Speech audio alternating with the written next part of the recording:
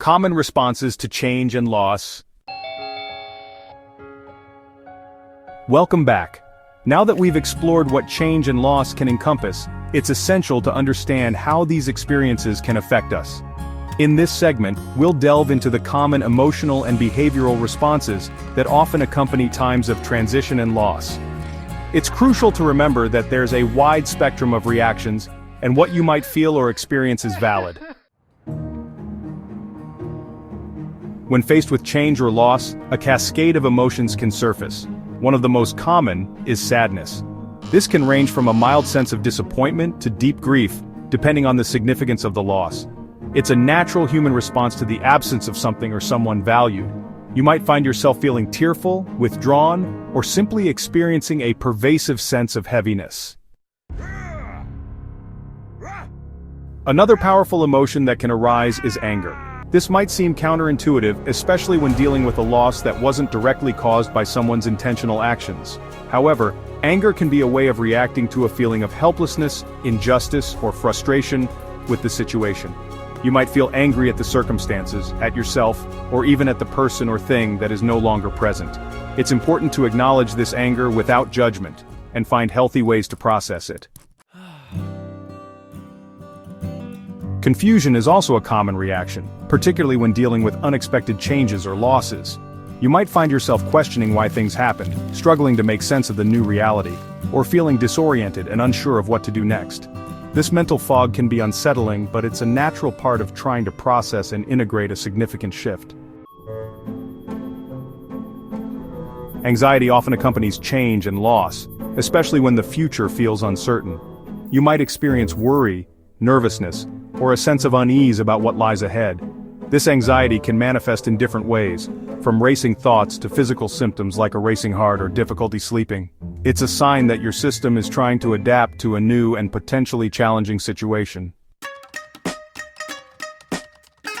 Frustration can arise when we feel blocked, hindered, or unable to control the changes or losses we are experiencing.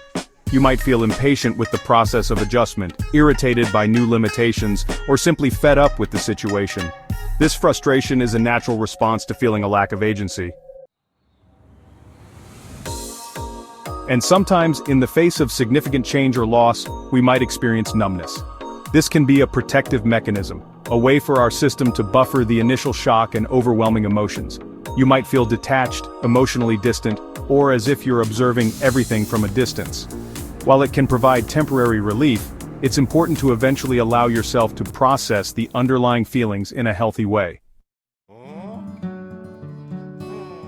It's absolutely vital to understand that there is no right or wrong way to feel during times of change and loss. Your emotional response is unique to you, your experiences, and the nature of the transition. Allow yourself to feel what you feel without judgment.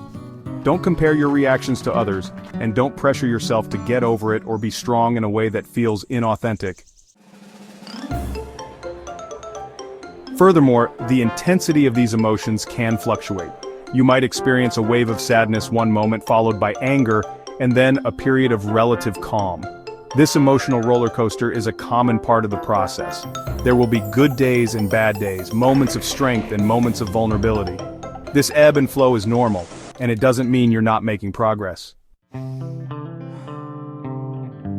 Similarly, the duration of these feelings will vary greatly from person to person and situation to situation. There is no set timeline for how long it takes to adjust to change or process a loss. Be patient with yourself, and allow the process to unfold at its own pace. Beyond our emotional landscape, change and loss can also manifest in our behavior.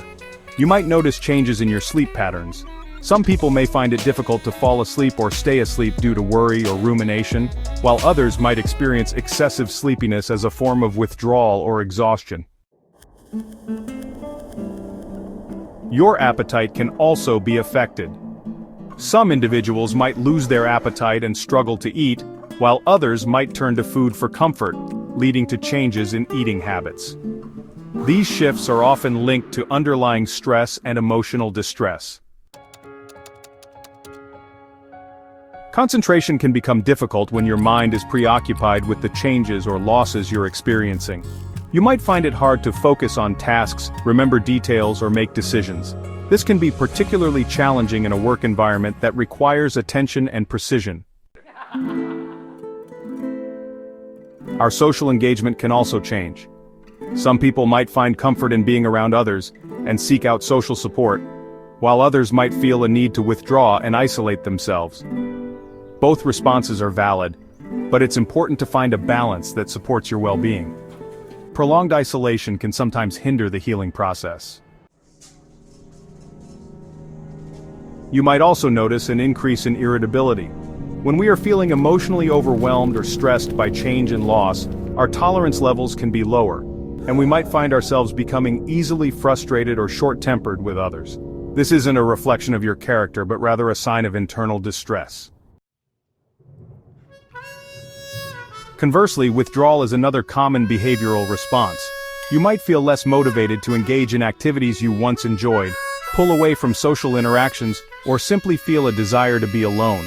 This can be a way of protecting yourself or processing your feelings, but as mentioned before, it's important to ensure it doesn't lead to prolonged isolation. It's crucial to understand that these behavioral responses are often directly connected to our underlying emotional experiences. Changes in sleep and appetite can be linked to anxiety and sadness. Difficulty concentrating might stem from preoccupation with the loss or the uncertainty of the future. Irritability can be an outward expression of inner frustration and pain, while withdrawal might be a response to feeling overwhelmed or needing space to process intense emotions. This brings us to the vital point of individual differences. Just as each of us experiences change and loss in our own unique way, so too will our responses vary. There is no universal template for how someone should react.